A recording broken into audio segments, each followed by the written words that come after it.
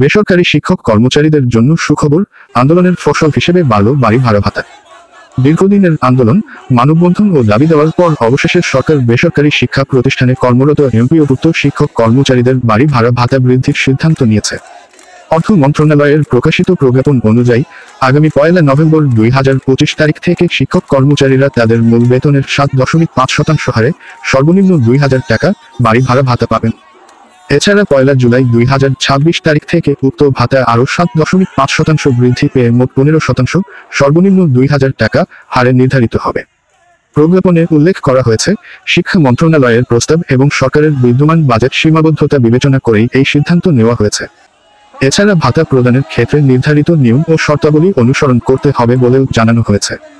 এর আগে বিভিন্ন জেলায় শিক্ষক সংগঠনগুলো বাড়ি ভাড়া ভাতা বৃদ্ধির দাবিতে একাধিকবার মানববন্ধন, অবস্থান কর্মসূচি ও স্মারকলিপি প্রদান করেছিল। শিক্ষকরা বারবার সরকারের কাছে দাবি জানিয়ে বলেছিলেন, বেসরকারি শিক্ষকরা রাষ্ট্রীয় দায়িত্ব পালন করেও সরকারি সুবিধা থেকে বঞ্চিত। অবশেষে তাদের সেই দাবির বাস্তবায়ন ঘটেছে অর্থ মন্ত্রণালয়ের এই প্রজ্ঞাপনের মাধ্যমে। বেসরকারি শিক্ষকদের পাশে সরকার, শিক্ষক বাঁচলে শিক্ষা বাঁচবে।